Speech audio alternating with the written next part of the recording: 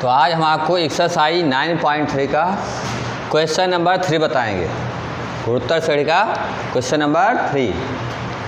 तो इस क्वेश्चन में दिया है किसी गुणोत्तर श्रेणी का 5वां, 8वां तथा 11वां पद क्रमशः पी क्यू तथा यस है, तो दिखाइए कि Q square equal to P into S होगा। ये चीज़ आपको प्रूव करना है। तो हम मान लेते हैं माना गुणोत्तर श्रेणी का प्रथम पद बराबर है, मान लीजिए माना गुणोत्तर श्रेणी का प्रथम पद बराबर ए है और सार्व अनुपात बराबर आर है ना। हमारे माना गुणोत्तर श्रेणी का प्रथम पद बराबर है, सार्व अनुपात बराबर आर। इसलिए टी एन इक्वल टू होगा A into R power N minus 1। इसलिए गुणोत्तर श्रेणी का यनवां पद T N as term equal to A into R power N minus 1। ये फार्मूला इसके पहले वाले दिन भी हम आपको बताए थे कि किसी गुणोत्तर श्रेणी का प्रथम पद ए हो तथा सार्व अनुपात आर हो तो उसका यनवां पद टी एन इक्वल टू होगा A into R power N minus 1। अब इसी क्रम में हम इसका 5वां पद ज्ञात करते हैं, T5।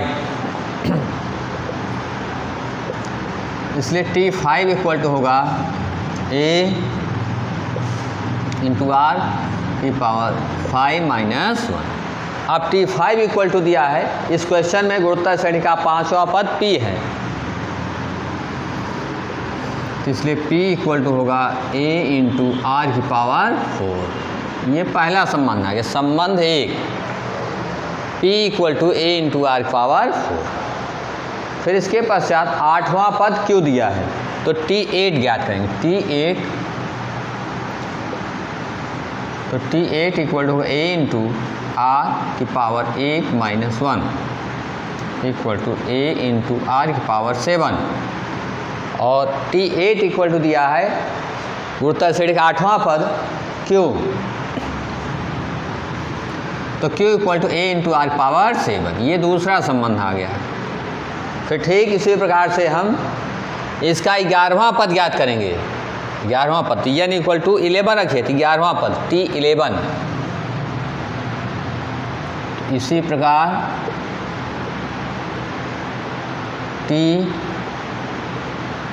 T11 इक्वल टू होगा A इंटू आर की पावर 11 माइनस 1, तो A इंटू आर की पावर 10।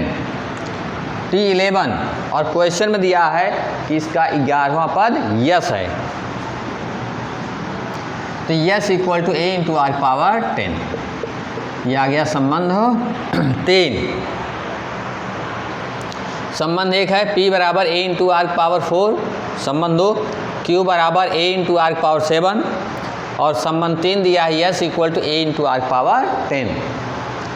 तो अब आपको Q स्क्वायर बराबर P इंटू यस प्रूफ करना, तो P इंटू यस इन दोनों का आप गुणा कीजिए, तो P इंटू यस की वैल्यू ज्ञात करेंगे हम।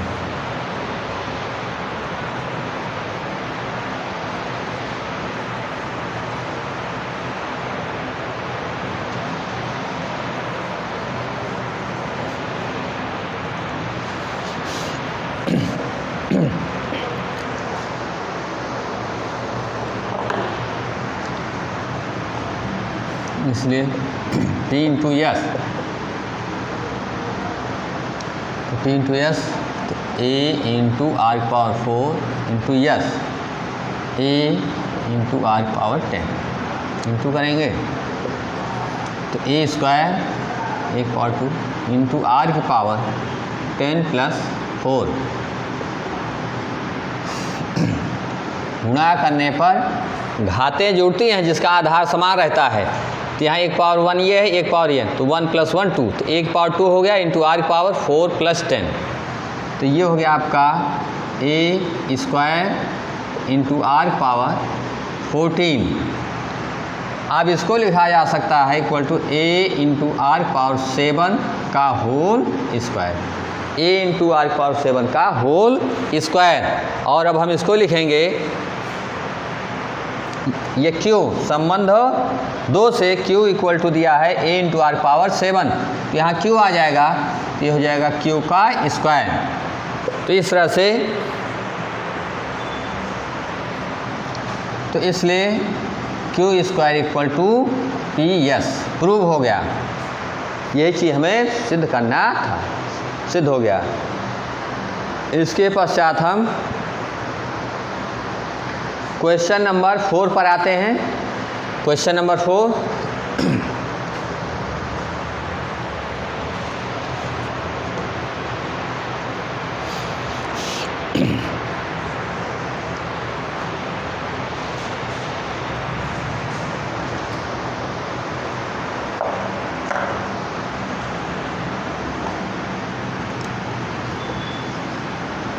तो क्वेश्चन नंबर 4 में कहा किसी गुणोत्तर श्रेणी का चौथा पद उसके दूसरे पद का वर्ग है तथा प्रथम पद -3 है, तो सातवां पद ज्ञात कीजिए।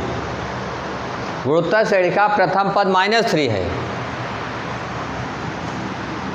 तो हम मान लेते हैं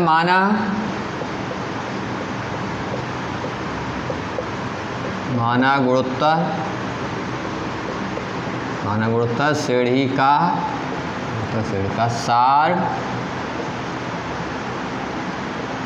सार अनुपात बराबर आर, और प्रथम पद ए इक्वल टू दिया गया है, प्रथम पद ए इक्वल टू -3 दिया है, प्रथम पद ए इक्वल टू -3। अब इसका हम दूसरा पद ज्ञात करेंगे और चौथा पद। तो चूंकि टी एन इक्वल टू होता है A into R power N -1, ये हम आपको फार्मूला बताए हैं कि किसी गुणोत्तर श्रेणी का एनवां पद nth term T N equal to होता है A into R power N -1। इसलिए इस गुणोत्तर श्रेणी का हम दूसरा पद ज्ञात करेंगे। सर्वप्रथम दूसरा पद T2 इक्वल टू ए, यहाँ ए इक्वल टू -3 दिया है, सार अनुपात आर की पावर होगा 2 - 1, -3 इंटू आर की पावर 1। दूसरा पद T2, या इसलिए T2 equal to -3 into are, ये संबंध एक आ गया। T2 इक्वल टू -3R, दूसरा पद। इसके पश्चात हम चौथा पद ज्ञात करेंगे T4।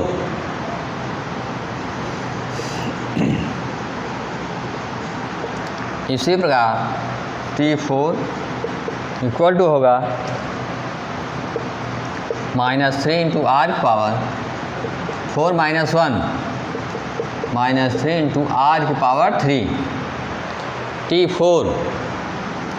तो T4 equal to -3 into R की पावर 3 आ गया। T4 चौथा पद, T4 equal to -3 into R की पावर 3, चौथा पद T4। अब इस क्वेश्चन में दिया है कि इस गुणोत्तर श्रेणी का चौथा पद दूसरे पद का वर्ग है प्रश्नानुसार।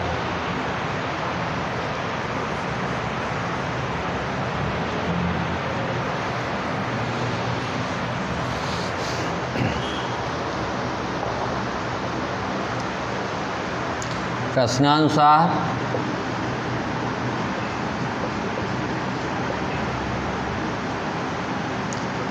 T4 equal to T2 square. प्रश्न में कह रहा है कि चौथा पद दूसरे पद का वर्ग है, अर्थात T4 equal to T2 square, चौथा पद दूसरे पद का वर्ग है। इसलिए -3 into R power 3 equal to T2 square -3 into R का होल स्क्वायर। -3 इंटू आर का होल स्क्वायर।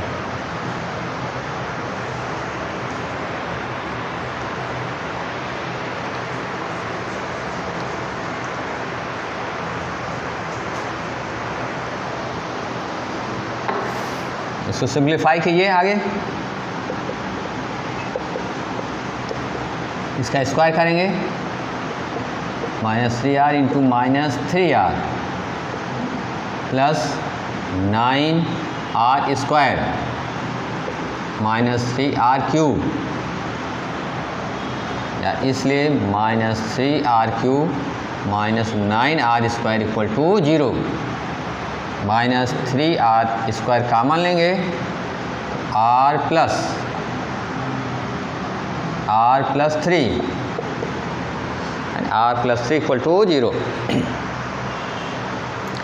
अब इन दोनों का गुणनफल शून्य के बराबर है, इसलिए प्रत्येक अलग अलग शून्य के बराबर होगा। इसलिए -3r स्क्वायर इक्वल टू 0, तो r बराबर 0 तथा r प्लस 3 इक्वल टू 0, इसलिए r इक्वल टू -3।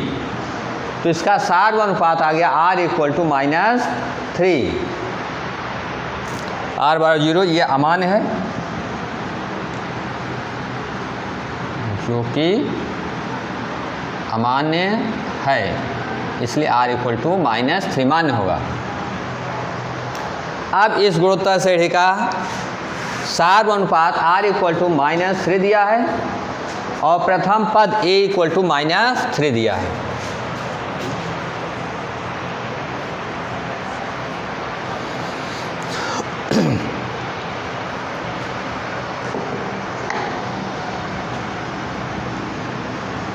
प्रथम पद a इक्वल टू -3 और सार अनुपात r इक्वल टू -3। प्रथम पद इक्वल -3, सार अनुपात r इक्वल टू -3। तो इसका सातवां पद ज्ञात कीजिए, इसका हमें सातवां पद ज्ञात करना है।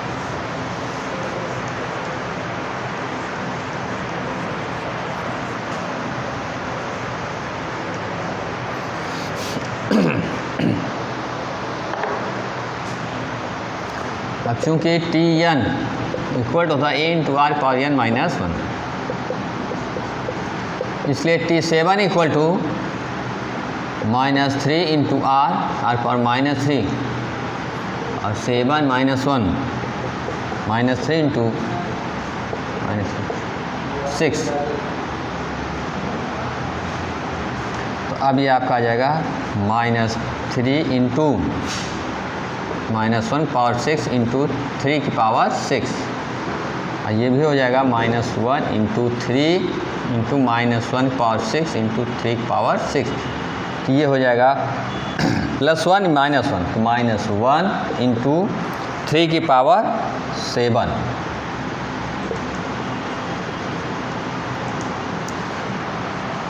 तो -1 इंटू 3 की पावर 7। इस तरह से इस गुणोत्तर श्रेणी का सातवां पद आ गया -3 की पावर 7। इसके पश्चात हम अगले क्वेश्चन पर आते हैं, क्वेश्चन नंबर 5।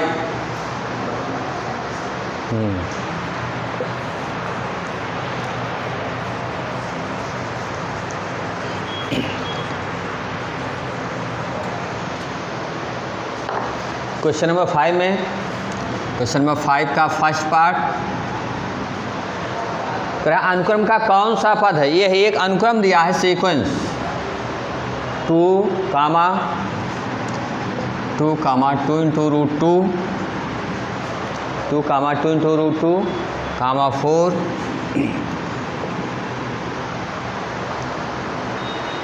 128।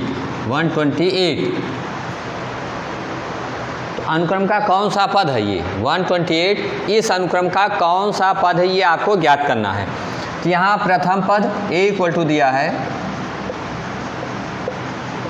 प्रथम पद a इक्वल टू 2 दिया है, और इसके पश्चात हम सार अनुपात r का मान निकालते हैं। तो सार अनुपात r इक्वल टू होगा T2/T1,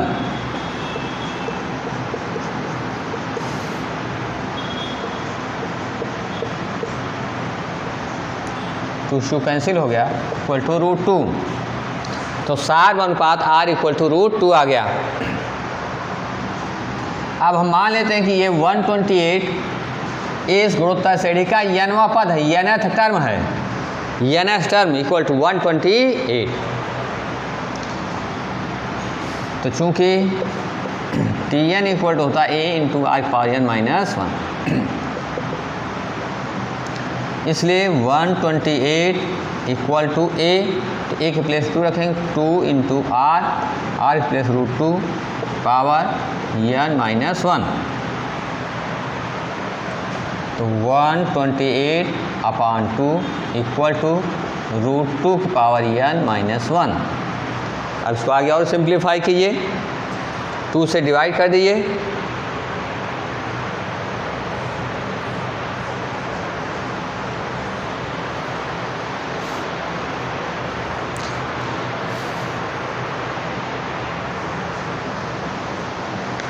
तो जब आप 2 से 128 को डिवाइड करेंगे तो ये आएगा 64।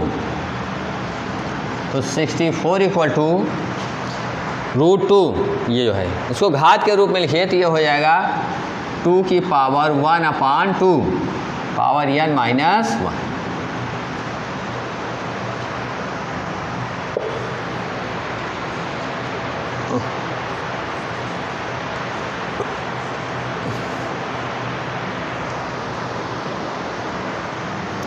अब इसको गुणा कीजिए, ये घात है तो ये 2 की पावर 1/2 से गुणा होगा तो n-1/2, ये 64 है। अब 64 को चूंकि इधर आधार 2 है तो इसको भी 2 की घात के रूप में लिखिए तो ये होगा 2 की पावर 6 है। 2 पावर 6, 2 को जब आप 6 बार गुणा करेंगे 64 आएगा, तो 64 को लिखिए 2 power 6 equal to 2 power n-1/2। अब आप देख रहे हैं चूंकि दोनों तरफ आधार समान है तो आधार समान रहने पर घातें भी समान होती हैं, इसलिए 6 इक्वल टू होगा n-1/2। क्योंकि आधार समान है इसलिए घातें भी समान होंगी, इसलिए 6 इक्वल टू n-1/2, इसलिए n-1 माइनस इधर लाइए, 12 + 1 इक्वल टू n, तो n इक्वल टू 13 आ गया, n इक्वल टू 13। अतः 128 इस गुणोत्तर श्रेणी का इस अनुक्रम का 113वां पद है। 128 इस अनुक्रम का 13वां पद है। अतः 128 अनुक्रम का 13वां पद है। ठीक इसी प्रकार से अन्य दोनों खंड बी और सी पार्ट आप सॉल्व कर लीजिएगा। इसके आगे वाला क्वेश्चन हम आपको कल बताएंगे, क्वेश्चन नंबर 6।